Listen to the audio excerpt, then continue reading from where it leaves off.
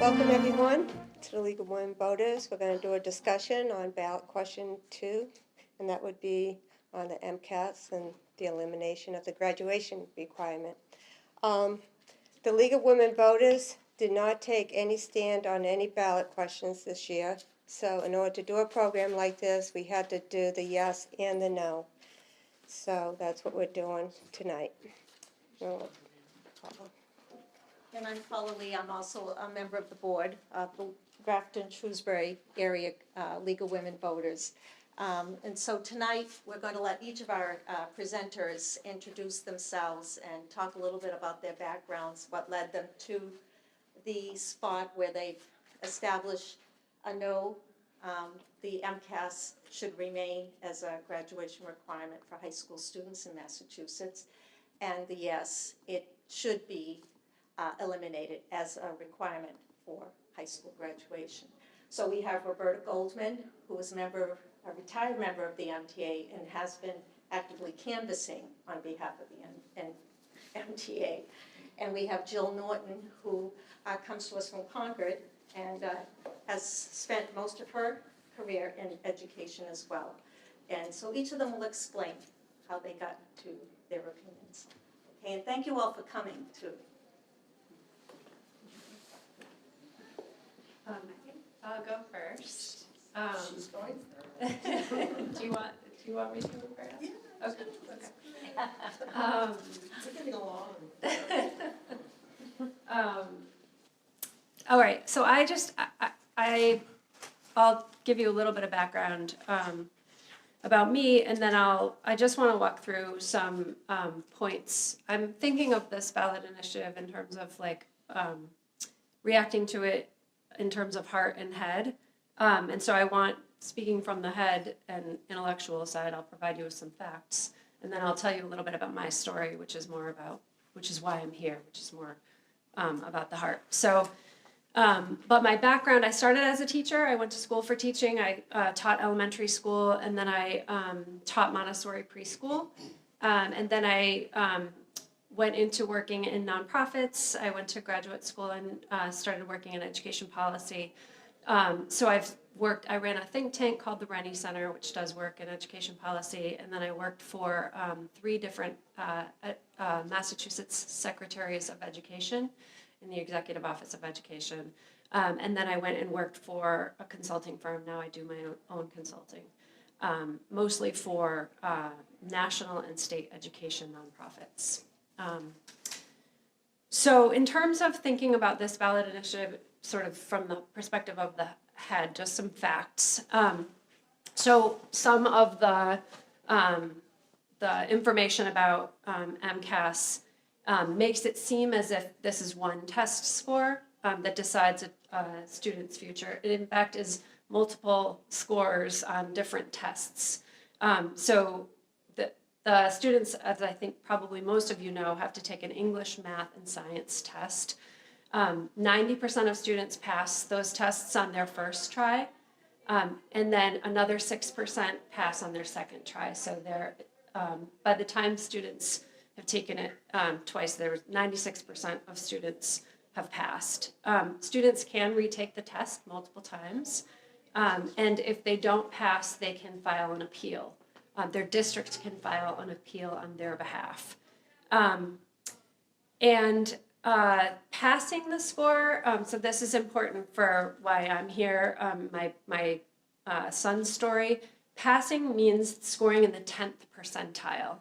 So it means getting between 27 and 19% of questions right.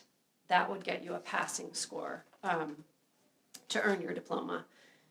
So right now, about 1% of students a year don't pass. It translates to about 700 students across the state, across our about 70,000 seniors.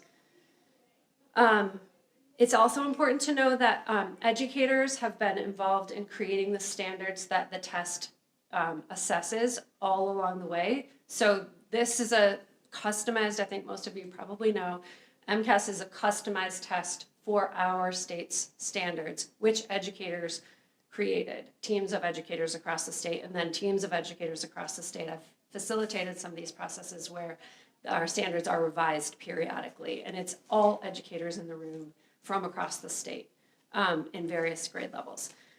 So about 265 educators also participate in the test itself, reviewing test items and providing feedback on those test items.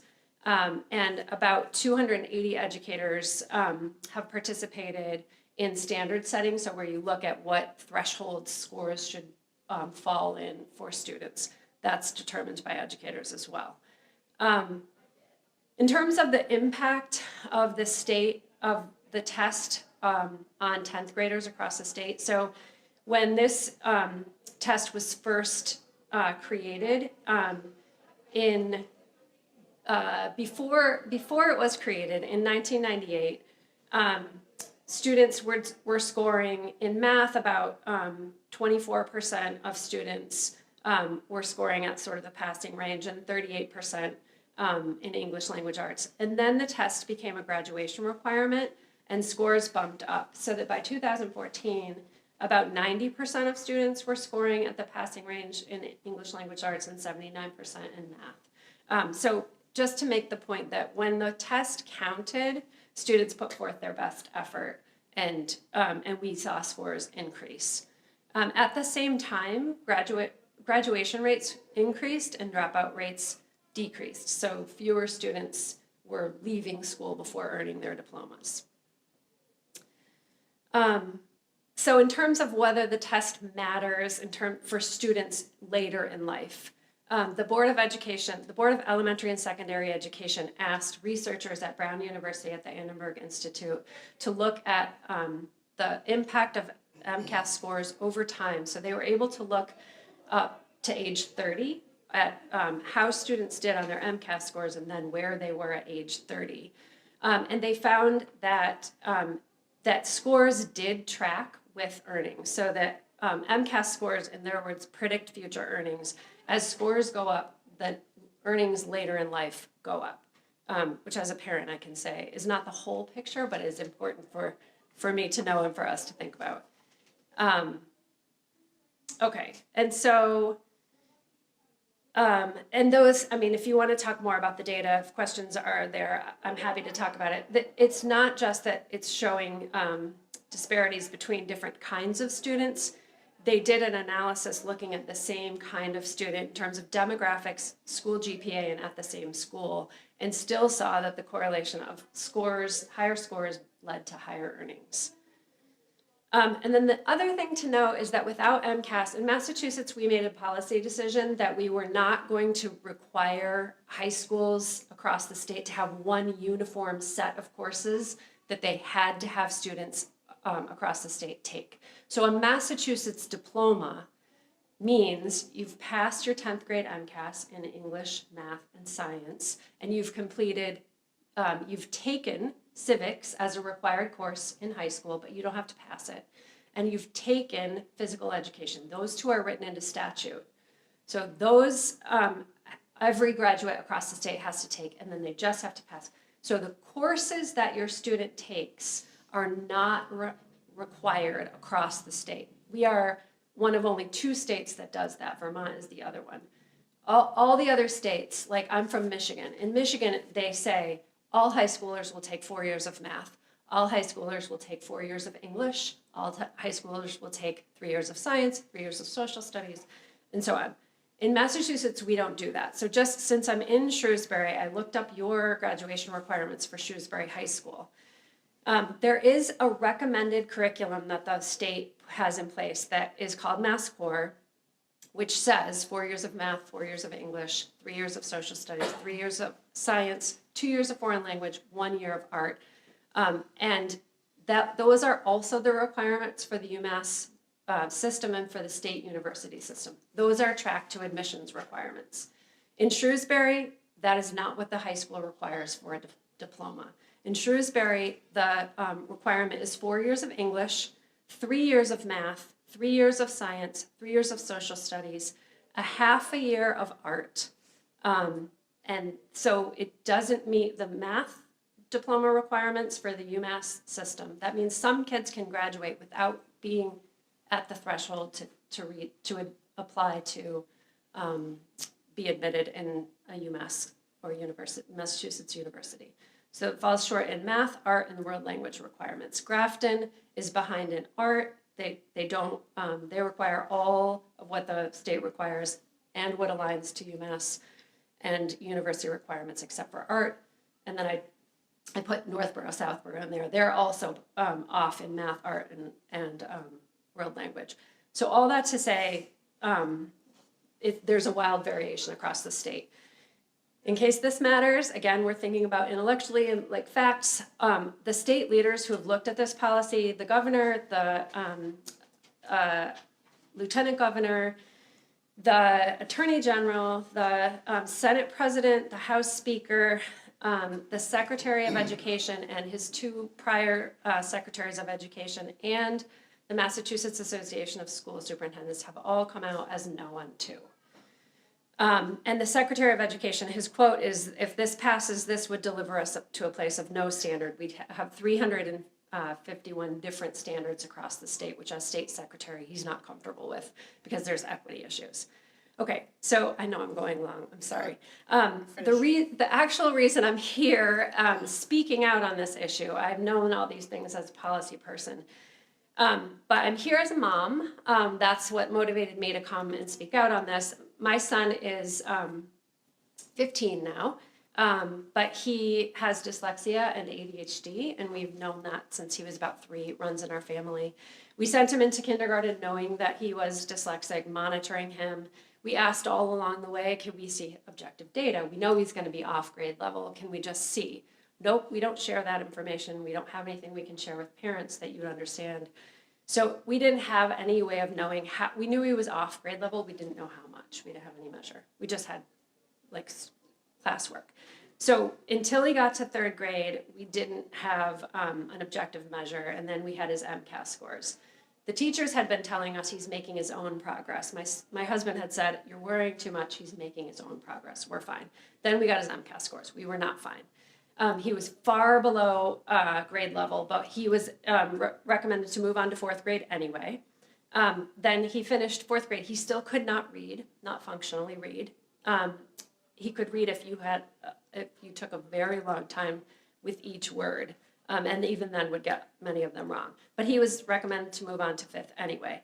We ended up intervening because I could see the trajectory, and I used to teach kids how to read as a Montessori teacher. So we pulled him out. He got a different learning environment. He's now at a vocational technical school as a freshman, and he's reading on grade level. It's very easy for me to imagine if he had stayed on that trajectory and I hadn't known and he kept falling far below grade level, not reading, and being passed along grade after grade after grade, that he would have could have graduated from high school without reading. So I think, yes, this test is a pain. My son would say it's a pain. He does not like this test. When I explained to him what we would have done if we hadn't seen the test scores, what his trajectory would have been, he says, oh, I need this test. He's testified with me before. Oh, okay, fine, we need the test. Because the not having it is so much scarier to graduate high school without being able to read, without a basic level of skill that will mean that you can get into the college you want, or in his case, pursue the trade you want and not be stuck in an entry level position, is what sort of motivates me to be here, because it provides a key backstop for kids like mine who would otherwise be passed along. He's a sweet kid, he's a funny kid, he's a nice kid. He couldn't read. And so to stop that from happening, we need an objective measure across the state that says, here's where we are compared to grade level standards, and here's where we need to shore up some skills before we're actually ready to go out into the world and do what we want to do in the world. If he doesn't get that in high school, then I'm going to be looking for courses for him and shoring up those skills, because he won't be able to pass the plumber's test or the journeyman test because if he can't read. Anyway, so I will stop there. Those are the main reasons. And then I'd love to engage in conversation. I'm sorry for taking so long. And Roberta, before you start, I thought we would have people who might have questions for Jill to ask them. Sure. Is that okay? So are there any questions for Jill before we move on? So wouldn't the school have provided you with your son's reading level if he was getting like specific did. instructions? They wouldn't, we asked at every conference in fall and spring, where is he in terms of grade level? We don't really talk in those terms. What about, was he tested as for dyslexia for specific He was learning tested for disability? dyslexia. It didn't tell us where he was on grade expectations. It showed us we got IQ scores, we got fluency scores, we got phonics scores. It told us about him, we knew all about him. What I didn't know was, yes, but compared to peers, where are we? And that was helping us target what we needed to give to him as supports, but I had no window into what does making his own progress mean as compared to like where he should be with his peers. I didn't have any, until the third grade MCAS, that's what we used it for. So was he on an IEP? He was on an IEP, starting in second. Because I know, I mean, with my kids, they have dyslexia too, but they had a reading specialist and then that reading level was key. Like every progress report you I would didn't get the get. data. Okay. Thank you. I know, and it wasn't Concord. We just moved to Concord. So I can talk to you about the district we were in if you want. And it's a very similar story to a lot of dyslexic families. We didn't get the data. And the way the initiative's written, it wouldn't eliminate what you were able to utilize for your child, correct? Correct. It would, however, mean, so my son was just asking me this. He said, yeah, but so if this thing passes, I still have to take the test. I said, yes. He's like, oh, yeah. He said, but what will happen to me if I don't pass it? I said, you'll get your diploma. He's like, oh, then, like he's not going to do his best because there are no consequences. But kids in 3rd and 5th and 8th grade aren't doing it Correct, and to pass that's it how for the high school. precisely how my son got moved on grade to grade to grade without reading. If he had been, if someone had said you can't go to 3rd unless you can get to pass this minimal threshold, we would have doubled down then to get him to that level, to whatever that bar was that he had to, instead of, he's sort of, and we're just moving him along. There was no sort of like, hold on, this is going to be a big problem. We need to shore up skills now before we keep moving through. So without the threat of graduation, For there him, the wouldn't threat have of, been remediation along. for him, the threat of, for him, this is what he says about schoolwork. Mom, you gotta make me care. Like, so when he was young, I used to bribe him with ice cream to do his schoolwork, or I was, whatever it took to get him to power through and do the work that is not how his brain works, it's not what he would choose to do. And so this is the same kind of mentality of like, why am I doing this? Why do I have to care? Because if you don't get your diploma. And then he's like, okay, fine, all right, I'll do it. And I worry sorry to give you a long answer, but I worry at the same time because when we were in elementary school, and I know this is not how my son's brain works. This is not his best, like he's not gonna be he's not gonna score in the exceeding expectations level on this test. But he only has to get in the 10th percentile to pass. I just need that level, because that will show me he's like reading enough questions so that like he's going, like we can work with that. We can't work with nothing, with 0. And this just gives me a little assurance that like, okay, so he's got enough skills to like move to the next thing. And I won't have to worry about remediating him in college if I can see where he is now, because that's a bigger issue that I worry about. I'm a new resident of Mass, and I never had kids in the school system in this state, so MCAS I know nothing about. What grades, when do they start taking it, and what grades do they take it through? Yeah, they take it, it starts in 3rd. This is actually federally mandated, so all states are required to do these tests at specific grades. So it's 3rd, maybe Roberta can help me, 3rd, 4th, 5th, 8th, and 10th. And those are federal, that's why this test isn't going away, because it's a federal mandate. The state has to report those numbers to the US Department of Ed. What makes Massachusetts unique is that we are one of only 8 states that requires kids to pass a test in order to earn their diploma. Again, it's partially because we have no course requirements that require students to complete a certain number of courses, pass a certain number and kind of courses to earn their diploma. Instead, we just do the test. Thank you. Should we all set it? I'm just a little confused, and this is probably gonna sound ignorant, but you're saying the test isn't going away, but isn't a yes vote? What is a yes It vote? It means you can fail the test Take and the get your test, diploma. you're still taking. That's why tests. I'm worried. It doesn't harm the graduation requirement. Tests are still going to have, Oh, yes, they'll still have to take all the tests. Right. But if you fail, It's you can not a still earn a graduation diploma. requirement. um, That's what that's what the question is about, right? I just had a quick question about exactly how it's scored. You said a few different numbers. You said you score in the 10th percentile, Average. 90th percentile to pass, right? Like you have to score better than 10% of people. Okay, so if you have to score in the 10th percentile to pass, but then 96% of kids end up passing it. No, more than that. So on the first try, 90% of kids pass. So that doesn't have anything to do with scores. It's just the total number of kids who pass is about 90%. So nearly all kids pass on their first try, and then they're on to other things.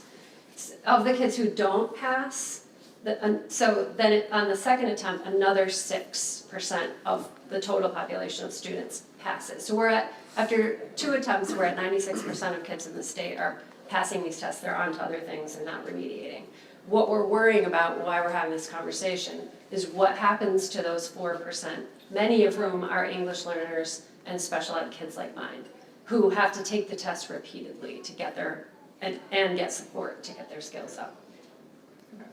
so all of this means that if the test is still taken, you would still have received the information that you needed in third grade. If this passes, I will still get those scores. What worries me, and I need to let Roberta talk, what worries me is my son not taking it seriously, so I can't trust those scores. And having teachers say like, don't really worry, we're not focused on those, so you don't need to put a lot of stock in those scores. But that's the only thing I have that tells me because he's the one I have to worry about. So I can't just sort of say like, he seems like he's doing fine in life, he's gonna figure it out. I have to be like, wait, he's low, but how low are we? And are we gonna have a problem when it comes to like him wanting to do something after high school? Yeah. And we can come back after Roberta presents, if you find after hearing Roberta, you have general questions again. All right? So Okay. take the So floor first there. of all, thank you very much for the information you've given all of us. And by the way, some of the recommendations for this change for MCAS is that the families need to be involved first. And that's why, because they believe that not enough information, first of all, children of families who have families involved are the ones that actually make the difference when it comes to any changes for our children.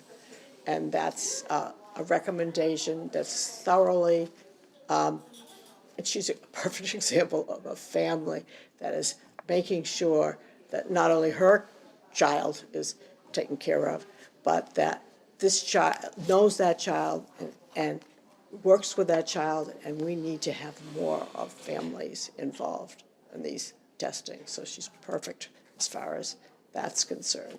Roberta, can you speak up? You have a lovely soft voice, but we want to hear it. Oh, okay. Do we have anything like, okay. Is that better? That's just for the camera. Okay. Okay. Anyway, so families are really very important on this doing away with not labeling the MCAS as a graduation requirement. That's one thing. And she's absolutely on target as far as that's concerned. What we are really concerned with is that the whole student is taken care of when we said we think, and in question 2, that we are unable, we want to make sure that the whole child benefits. And even those MCAS tests, which are actually complex little short tests, I mean, really, they are. I mean, you have reading, spelling, and math and all that. I mean, that's a pretty diverse test for a kid to have one test and be able to pass that test, really, in comparison to other things. So that's the first thing. So the recommendations are somewhat different after the test. If this question does pass, they're very much concerned about families and passing the tests that are required. Another thing is, if a child does not pass the test, and you have the statistics of who passes and how they change and all that, there is everything in there to take the child, all the children, and give them instruction on reading instruction. It isn't that it's going to be dropped, the reading instruction. I happen to be a language therapist in a disability clinic, and we teach Orton Gillingham, and we teach the language to make sure that the child gets the necessary equipment to improve on their reading. So it's not dropped. Reading is not dropped, but the contents of the tests are not dropped. It's to enhance the ability of everyone as well, if this initiation goes through, and we hope it does. So I've kind of written some information about how I think of it, and then you can respond to it. As we know, this question, should it pass, will eliminate the burden of high school students passing of a standardized exam in order to graduate from high school, as you know that. And the exam currently fits into this criteria and is the MCAS exam that we're talking about. So one student who has completed all of his or her courses satisfactorily should not be denied a high school diploma based on one exam.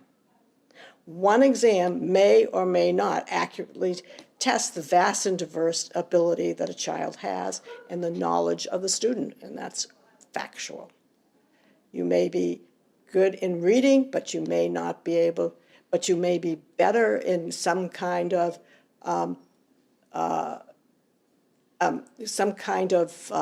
conditions about higher education or higher means of thought, and you aren't tested for that. So it's very much a need, again, to have included much more in these.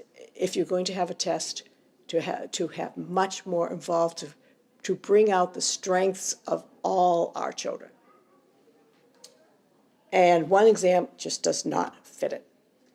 So the ballot proposal, should it pass, will not eliminate the MCAS, as you know, and it will merely eliminate the passing of the MCAS as a requirement for graduation. Now, the MCAS will still be taken, as we know, and I mentioned.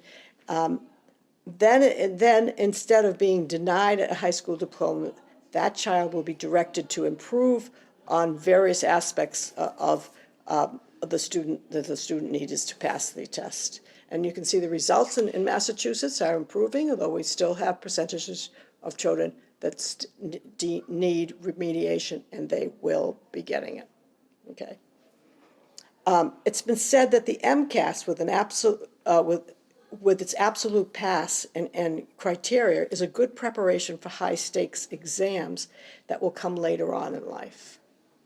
Well, the MCAS is not a good example of preparation for a test that you would get later on in life. For example, maybe when we have kids that are trying to be lawyers and all that, and they take the bar examination and all that, and they know that even if they pass that bar examination, that has nothing to do with whether or not what they're going to do when they're a lawyer, and how proficient they're going to be when they're outside. They understand when they're 20 to 30 that that's just a bar examination to pass a criteria, but they have the ability by this point to decide whether or not, what kind of law they want to practice. But a 14-year-old, a 15-year-old, a 16-year-old, and a 17-year-old does not have any idea of what this test means. They don't understand it, and they're adolescents, and yes, they get a free pass, but in fact, they're teenagers, and they're going through the teenage factors of growing up, and they are not rationally understanding of what they are able to do. So we need to be thinking of that kind of thing, because they're not, these are 14-year-olds, 15-year-olds, 16-year-olds. They are impatient. We all know about teenagers, or have teenagers, or know of teenagers. They're impatient. They're everything that we can think of as they grow up, and they don't need to be burdened with the fact that they have this MCAS, that yes, they're free from passing it, but they could never have done it and all this kind of stuff. They're very irritated by it. I mean, they're teenage kids, and along with adolescents, it's more adolescents that you are putting on for 3 years, 3 extra years as they try to get themselves through. So it is not a good factor for all children. It really plain isn't. Another thing, besides the extreme pressures that they have, it's hanging over their head for the rest of their high school years, because you've left them, even though you've left them pass, they're teenagers, and they are, they have to have this thing hanging over their head. And is this necessary to have it? These teenage kids and we all know what teenage kids are like.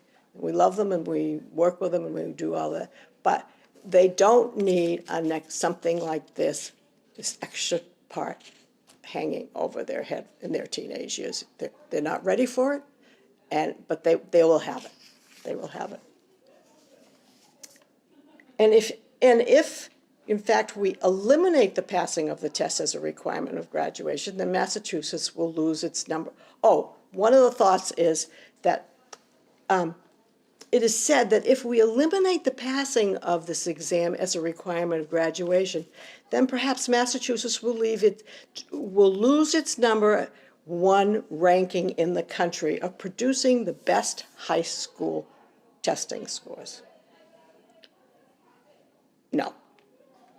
We know that in Massachusetts, we're fortunate enough to be able to have, families that are right on it and helping the kids pass these tests. And there's plenty of reasons why they advance after they get out of high school. There are plenty of reasons. And they reach their potential through that, but not passing the MCAS tests, which is 4 or 5 elements of education that they needed to pass. But they are constricted by this. They finally grow up, we hope, because we all help them pretty much. But this test does not help them increase the ability that we actually know who they are. Just doesn't. So that comes in. So if we pass this MCAS, or doing away with the MCAS as a graduation requirement, there's a lot we can do with education. And we've seen already parents are first and need to be involved with education. And I mean, we all have seen it begins in the home. It really does. And part of this whole agreement is to involve the family in helping the kids grow up. And they're a major part of furthering their education, and we all know that too. Our school superintendents also should be given the credit of the high performance of our students, because every day they work on different kinds of requirements and different kinds of educational furthering. And so they're a very effective, whatever they do, the courses they give, they offer are very important courses for the children, and that's involved in making this child develop. The MCAS first started in the early 90s. I don't know about other people, but I was there in the early 90s. And they were a mandatory test. And does anybody believe that Massachusetts would not be a high-achieving state academically without the passing of this exam being mandatory to graduate? In the 1980s and the 1990s, these kids were bright as well. And the reason why we have them in Massachusetts is because we have a group of families and who are enriching the kids, and so they already were the first in the country as far as that. So we can't think that it's a kind of test that will make you get into the best college, or it's other things that go on in the schools that have helped children get into the best colleges. And that started way back in the 1990s when we started with this whole idea of testing the children, because it isn't so. And again, children don't need all this tension and in the teenage years hanging around so that they can pass this test that really we know that they're going to, depending on where they come from and the teachers that help them, and we know that they're first anyway. We do. Or they're not first, but we know, but not the 4 different segments of that MCAS test. Just isn't. So I guess, every teacher knows this. Teachers. I have never talked to a teacher that says they enjoy teaching for preparing for the MCAS test. I've never talked to a teacher like that. I mean, if you're a teacher, you might agree with me, but I've never seen a teacher. No teacher wants to not to deal with it, but a teacher would rather be taking their time and taking one of the courses that the teacher is strong in and teach the kids in that and go from there. And that's why you see that really why teachers are behind this thing in such a way, because they know what they go through every day with those children. So for these teachers, for this reason, it just is not, the MCAS is just not a test that will answer the kinds of questions that you need. And also, of course, it's another thing, the children have to take this test. And I have never seen there may be a few children that are eager to sign up and take these tests, but they're not. That's because it's an exam that has been put on them, but I don't see anybody signing up for this test. Maybe a few, but they don't, because they'd rather sign up for the great kinds of classes that schools are giving. And so the children themselves aren't making this test, a responsibility, but they take it because they have to do it. They have to do it. So in closing, there are other ways for us, and I'm being in the group that believes that this initiative petition will enrich the situation for all our children, that we hope that doing away with the MCAS as a requirement for graduation is passed. And meeting the needs as we are, but just let you, there are so many things going on, and this MCAS test is not one of them to fulfill the abilities of the children that we have, or not fulfill the ability. So that's our reasons for making sure that the MCAS test is limited for graduation. So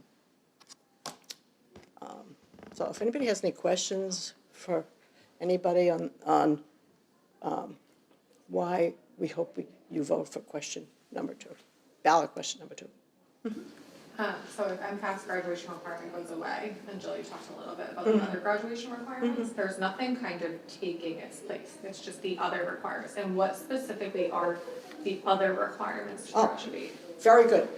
Oh, by the way, there is a large organization that's going to be formulated, that is formulated and approved by the state of different kinds of curriculum, that we will offer. They're not just leaving it again to taking away one test and that's it. No. We want to enhance the lives of these children, and some are more, some are on some levels and some are on lower levels. But we have, if you take a close look at the definitions of what we're trying to get, we have an approved state group of people that, along with parents and family and all the kinds of things that we talked about, that will develop a curriculum for our students. Yeah, so it's definitely in there, it's written in there, and it just enlarges the idea of improving what we give to our children. But it's a definite must, and we have it, and we don't have it now. I'm gonna ask the second question so you can answer them together. Okay, good. I was gonna respond to that. Yeah, so what's the graduation requirement, and then with that 1% that doesn't pass the MCAS, what percent of that 1% does not then graduate? Well, all of them. I mean, is there an additional percentage that does not graduate for other reasons? There is, they did, correct. So to your second question, there is a larger population of students that does not graduate from high school, doesn't get their diplomas. But it's because they didn't go to class, they didn't pass their courses.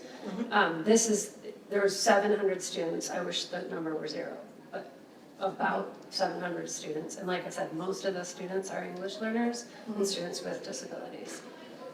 So I wish we were here having a conversation about what do we do for those 700 students. So that those 700 students were getting what they needed to get over this bar, to earn a diploma that showed that they had the skills to pass this test. To your question about what is required, as Roberta said, there's a group of, so we have, as I said, a recommended program of study called MassCore. It isn't required right now, so if this gets voted in on November 5th, and this class of seniors does not have to pass this test as a graduation requirement, there's not time to put something in place that requires. So in Shrewsbury, those kids who are getting the Shrewsbury High diploma will be falling short of the admissions requirements for UMass and state universities in math, world language, and art. And they might not know it because they're doing all the things to get their diploma. And that's my fear, that they could end up with their diploma and then go to apply thinking that the diploma means I'm ready for college, and find out, no, you have more classes to take because you're beneath the admissions requirements, or you need to go to a community college, which will take your diploma and you'll have to earn additional requirements. Just to finish that, sorry Roberta, then I will let you go. No. There's legislation that is been promised to be filed to make MassCore, it's Senator Lewis, it isn't filed yet, and it is intended, I think, to make these course requirements required. There's not time for that between this passing and that will take years. So there'll be classes who graduate with all different coursework and thresholds. And like I said, like my main fear is kids like mine who would go all the way through without an indication that they can read and have basics. I mean, I wish I could tell you exactly how they're going to handle that, but all of us, many of us have been in different kinds of committees on trying to make improvements and all that, and it does take a while, and you may be right, but the push is there, definitely, to make sure that the kind of education coming from our children will be much more beneficial for all children. And this particular large group, as we talk about, is probably being selected as we stand here, you know. And like a lot of things, it may take more time than we want, but in reality, it is the right way to go. And again, if you're a parent, you've got to do exactly what she's doing, making sure that the kid is ready for whatever the next step is. But that is what we don't have. We haven't involved, again, families. We haven't involved.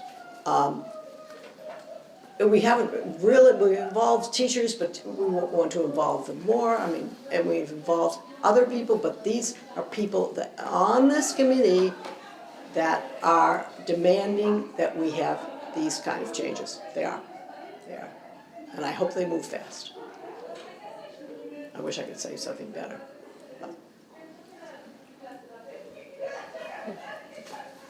How long has this been required for graduation? I take it was instituted by the federal government, that just everybody had to take it? No? It started here first, and the federal government modeled their policy to require these tests on Massachusetts. Oh, okay, so Massachusetts started it? My former boss, Paul Rebel, and a bunch of folks from the business community banded together and asked for this Massachusetts Ed Reform Act of 1993.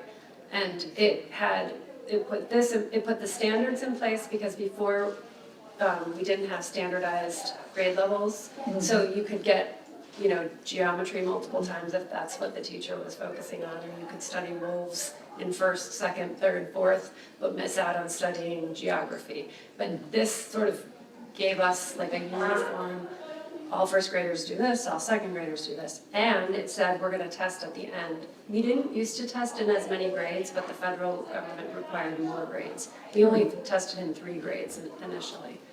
But because of the federal requirement, we had to add more grades. So we did have the high school. If you're going to talk about length of time, I mean, it was voted on in the legislature first. I was in the legislature at the time, and I regret that I voted for it, to be absolutely. It was the early 80s, though, that's what That's you're right. saying. And by the time it got, I think it was the 90s when it started. Yeah, and the requirement didn't count, so then there were 5 years to ramp up, and 98 is the first year where it was given, and it didn't actually, so I have the slide right here. So it's like 25 years we've been doing it. Yeah, we just celebrated 30 years of the Ed Reform Act last year, and so, I'm sorry, I have other, just to follow up on one of your points, Roberta, about our first in the nation status. But I was a special ed teacher for, over 35 years, and I was teaching at a local high school when the curriculum frameworks were introduced into that particular high school. And one of the things as a special ed teacher that I found the most important and invigorating was for the first time we were holding special ed students to the same standards as regular ed students. I was hired to work with 6 students who were freshmen, coming in as freshmen, and I sat in on 2 or 3 of the IEP meetings, and basically I was told, these kids are never going to graduate from high school. So, you know, just kind of pat them on the head and keep them quiet, you know. It was a really, this was part of a law that was enacted in 1973 or thereabouts, where students who were in, you know, private institutional types of schools, because they had behavioral issues or very significant learning issues, and they were kind of supposed to be educated in the public schools. The federal government was providing funding for these programs, so the program I piloted was one of those programs. So the really important, I think, one of the most important positive results of the curriculum frameworks was that regular ed teachers could no longer say, take them to the closet, teach them, and if they, you know, as long as they put in a good effort, you can give them an A. And that never, it just didn't sit right with me at all. And you had regular ed teachers then, because these kids now had to be included in regular ed classrooms. And those teachers had to take responsibility for making the accommodations and modifications outlined in IEPs, and just holding the students and giving them honest grades, you know, and working with us as special educators to figure out, okay, if the student is not able to achieve, what can we do together to help that student meet the standards, at least at a minimum level. And to your points, you know, I certainly hear what you have to say, but I think the other side of the yes, you know, we need to get rid of the requirement, because we're not getting rid of the test, is that in so many places, the kids who are failing and having to take the test multiple times are the English language learners. Yes.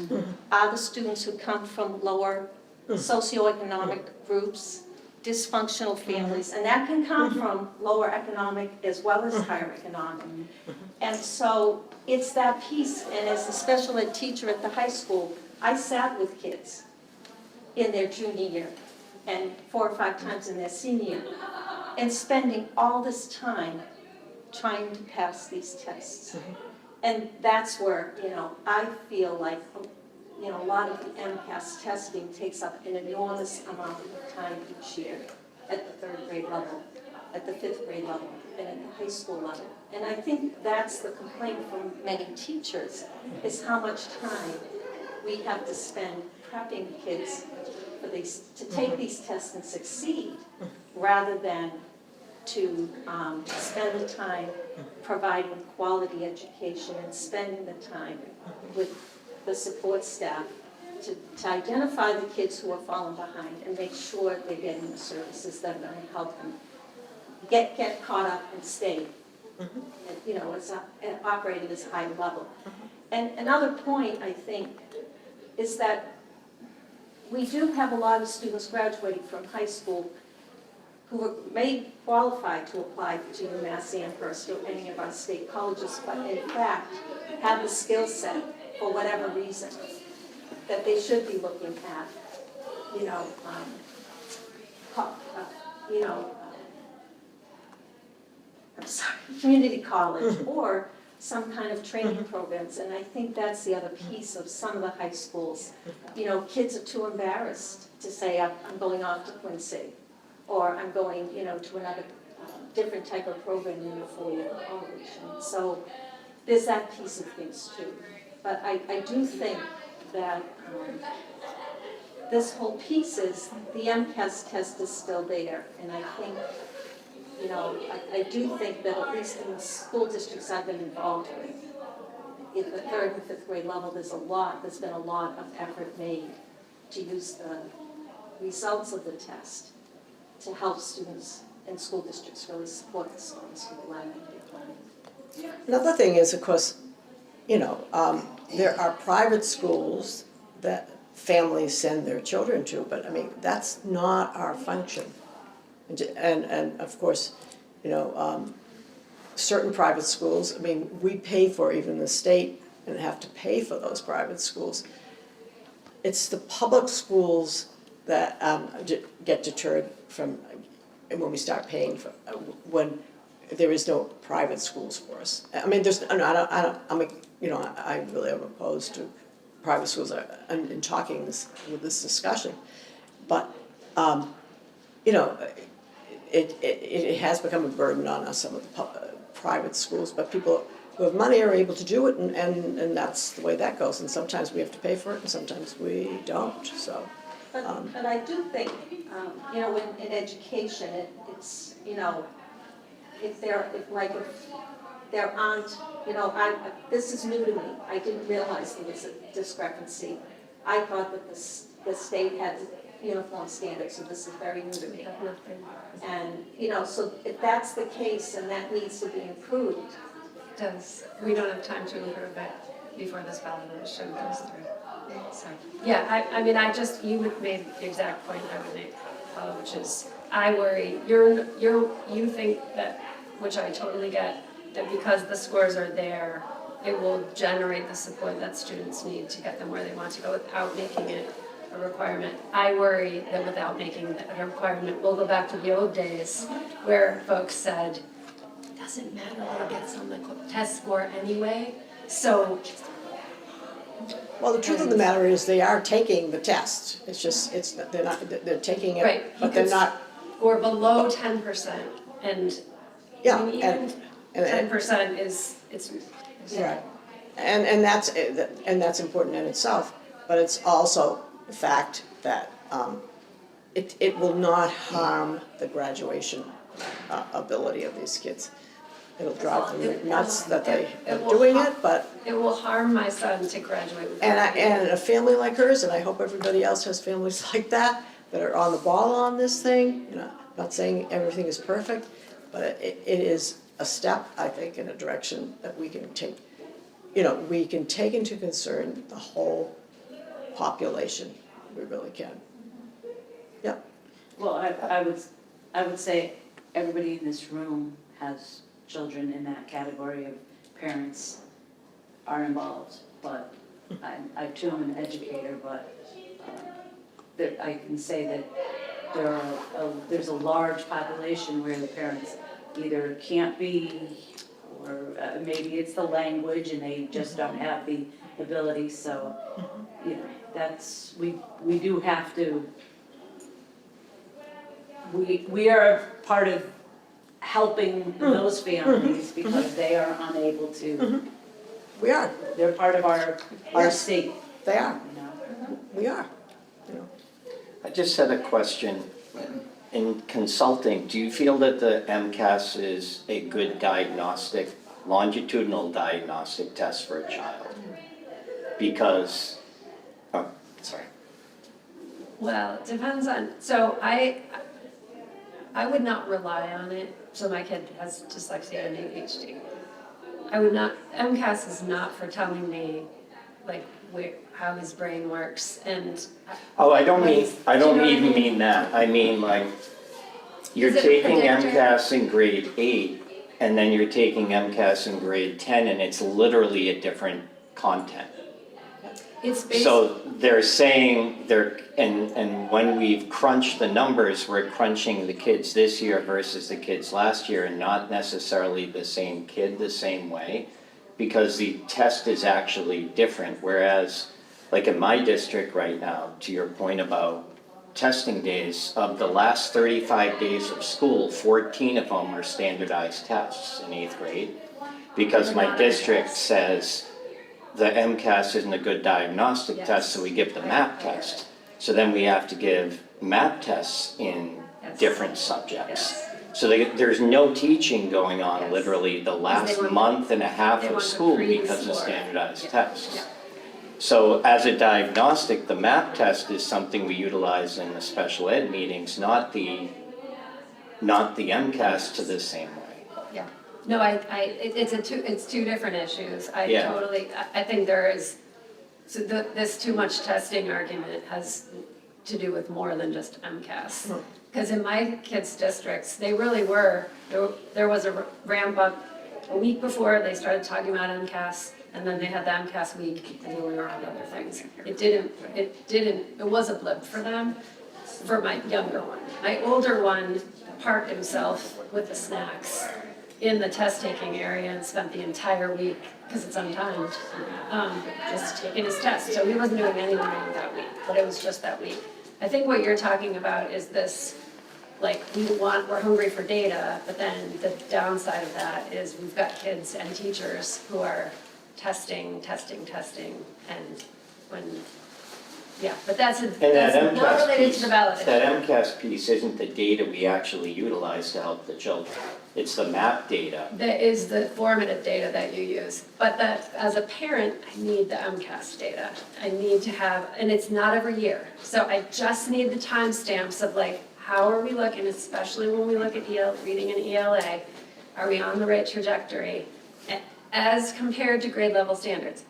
I want my kid to be held to what the educators in our state said every fourth grader should know, every fifth grader. I want, just as Paula was saying, my special ed kid, I want him held to those. I don't want somebody saying,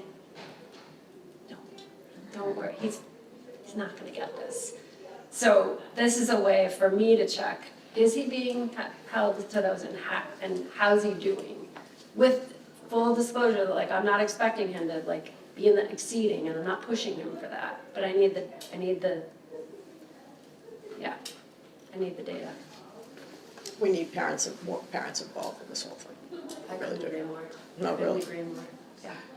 The data might also not be super accurate for like the kids that have test anxiety, right? So those kids will perform worse. Maybe we'll get a better idea of their true scores if it's eliminated as a graduation requirement, because then they won't feel the anxiety. So I wish there was like a middle road between those two things of like, this matters, but not so much that you're gonna feel a little anxious and then perform worse because of that. Yeah, so there's actually a particular appeal, I think people don't know about it. There's an appeals process for exactly that kind of student. So the student can say, listen, I don't test well and I have anxiety and this is going to make my anxiety spike. And so your district can file on your behalf and you can do, there are different types of appeals. So you can choose which one, but you can do it does not let you off the hook. And it is somebody objective, this is what I care about because we may have to do the appeals process. But it is somebody objective, not the teachers who know and love my charming son, who are evaluating the portfolio of his work against a benchmark of what our 10th grader is supposed to be able to do. And that is at least an assurance that like he's got some basic level of skill. So I just hope that for those who haven't voted or will vote, that you will consider voting yes on that ballot question number 2, because it really is not harming these children. We're trying to get the most from these children and also from the community to help all children get through. And so, yeah. I have not taught for 30-some years. I did teach for a couple of years. After having a wonderful life, and I've lived pretty long, I taught in Worcester, and I specifically taught math students who had failed the MCAS test. And their families couldn't help them in any way, shape, or form. Right. And my kids did great on when they took the MCAS test again. And they would not have gotten that attention if the school hadn't had it as a requirement. So it's just another thing. The other thing that I'm kind of biased on is I love taking tests. I'm one of those people who just gets really excited. And I think that there are kids who cannot take tests, the anxiety is level, but there are an awful lot of kids who can be comforted and taught to take tests. And I'm all in on that because that's life. And I'm kind of not into the whole thing of coddling the kids and the stresses, they have a lot of stresses in their life. The testing does not have to be a stress, and I watched the kids take it. And the kids didn't appear to me to be way stressed out. They took it seriously, and that's good. Well, my son would say that he was way more stressed for his final exams in his courses than for MCAS.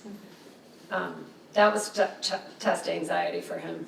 It's like, oh my God, it's the final.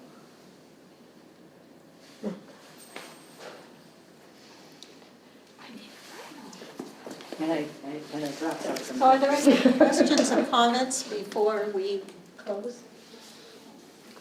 So I'll add a comment. I'm not an educator like my wife, I'm an engineer actually, or now a retired engineer. But I hear both of you speaking and saying things that resonate with me.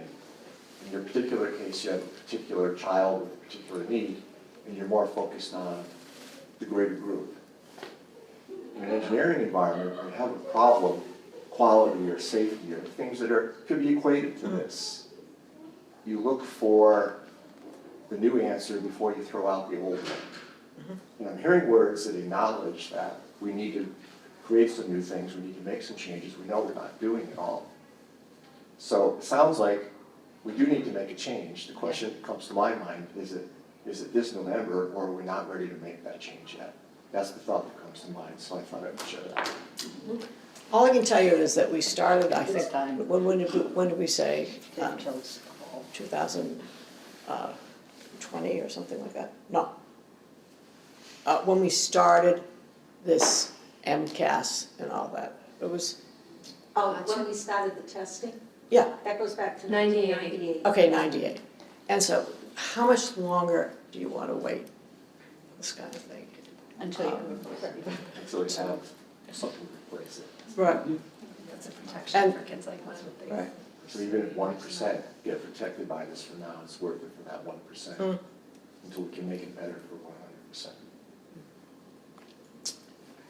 I don't know if you're saying that I think that's just what you're thinking. That's my thought Yeah. process, yes, as I listen. Well, being a teacher, I mean, teaching that for all those years until I finally retired, I don't know. But this isn't changing the world by saying, just eliminate the fact that it's not a graduation requirement.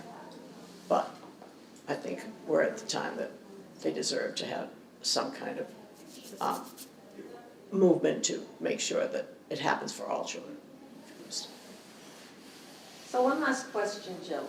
You're saying that if the graduation requirement does pass, so it's not going to be a requirement anymore, then kids are going to be in danger of not having the appropriate coursework to get into state schools. Separate thing. That is a separate issue to this point about, that exists already. I Okay. think most people don't know it because we rely on the MCAS scores to know where are our kids. And we figure, you figure the district has it, and the graduation requirements, I had assumed before we did this look, that, they were aligned to college admissions requirements.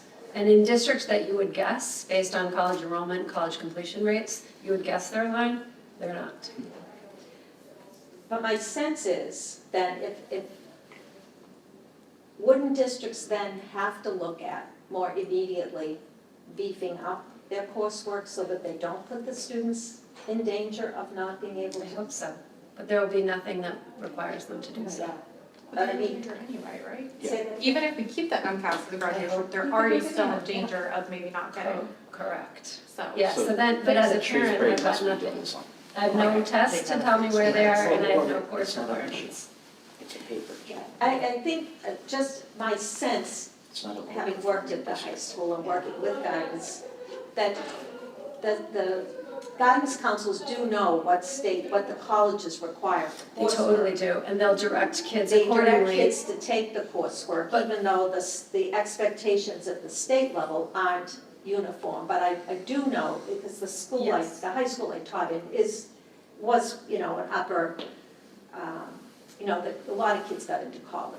Yeah. And I do know that, even at Shrewsbury High School, I know that the students are kind of, from the get-go, you're kind of encouraged to take extra coursework. Yes, to go beyond. Yeah. I worry about the kids like Yes, mine who would yes. be tracked without his choice or acknowledgement or participating in that conversation, he's gonna be, it would be hard for him Yeah. to do the extra math, it would be. Yeah. But he also wants to go to college, Right. so he's gonna need to do the hard thing. Right, yeah. And there isn't a requirement taking him. And I totally understand well-meaning teachers guiding him away from that hard stuff. I totally get that. It's really hard for him. Yeah. So, it wouldn't be out of malicious intent at all, I Right. totally know that. But it would still be hard for him to not be prepared Yeah. for college. And he'd have to go to community college, and he would be embarrassed, because his friends would be moving on, and he would be stuck. And so, so I didn't realize as a parent either that I have to monitor that at his high school, because there isn't a state requirement. And I do think that's where the family has to step in and know what their expectations are for We their need so child. much family engagement in our state, we do, we do. You know. So again, I want to thank Jill for coming to us.